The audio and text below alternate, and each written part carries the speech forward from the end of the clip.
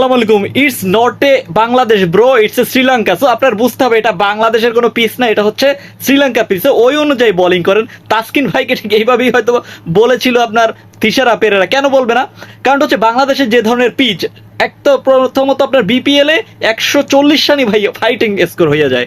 মিরপুরে পিচ মানে সুন্দর পিচ, এখানে কিনা আপনার 140 রান। আমি তো ভাই লজ্জিত, কারণটা হচ্ছে আপনার যেখানে কিনা বাংলাদেশ খুব ভালো করতেছে। কেন করতেছে?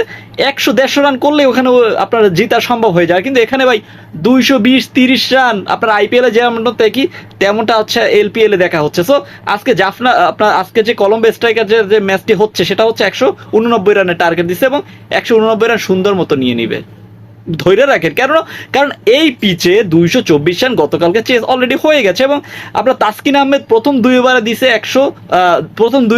31 রান, যেখানে কিনা রাইলি রসু এমন ভাবে ছক্কাগুলো মারছে ভাই, মনে হচ্ছিল মানে ফুটবলের মতো বলগুলো আসতেছিল সেরকম ভাবে দেখে সুন্দর মতো ছক্কা মারতেছে এবং তাসকিনও সুন্দর মতো বোলিং দিছিল। হ্যাঁ, একটা তাসকিন উইকেট পাইছে, বাট এই উইকেটটা এতটা ইফেক্টিভ করতে পারে নাই। ভাই আপনি কি একটু মনে করেন যে এইরকম পিচ যদি বাংলাদেশ হইতো, বাংলাদেশের কত ব্যাটসম্যান বের হয়ে যেত, কত ব্যাটসম্যান আপনি খুঁজে পাইতেন। এখন একটা জিনিস খেয়াল করেন, প্রত্যেকটা লিগে বাংলাদেশের যে প্লেয়ারগুলো খেলতেছে ভাই 99%ই বলার, 99%। একমাত্র তাহিদ হৃদয় আপনার ব্যাটসম্যান যিনি কিনা এই আপনার ডাম্বুলা সিক্সারের হয়ে খেলে। সো কথা হচ্ছে ভাই, ব্যাটসম্যান আপনি কিভাবে বের করবেন? আপনি বলাররাই তো, বলারদেরকেই তো পাবেন। আর এরকম বলাররা যখন এই ফ্ল্যাট পিচে বল করবে তখন 2 ওভারে 31 রান কেন? ওই দিন তো শরীফুল 3 ওভারে 47 রান দিয়ে দিছে।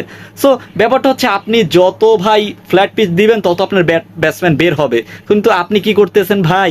120 রানের মতো টার্গেট আপনি ক্রিটিক্যাল বানাই দিতেছেন এবং বলারদের জন্য খুবই মানে বাংলাদেশের বলারদের তো আর অভাব নাই। মানে বাংলাদেশের তাসকিনের উদ্দেশ্যে একটাই, সেটা হচ্ছে তাসকিন ভালো বল করে ভাই। তিশারা পেরেরা কেন বলবে না যে এটা শ্রীলঙ্কা ভাই, এটা বাংলাদেশ না? সো ওইভাবে বোলিং করেন। সো বিষয়টা হচ্ছে ভাই, আপনি কি মনে করেন বাংলাদেশে কি আরো ব্যাটসম্যান বের হইতো না যদি এরকম ফ্ল্যাট পিচ থাকতো?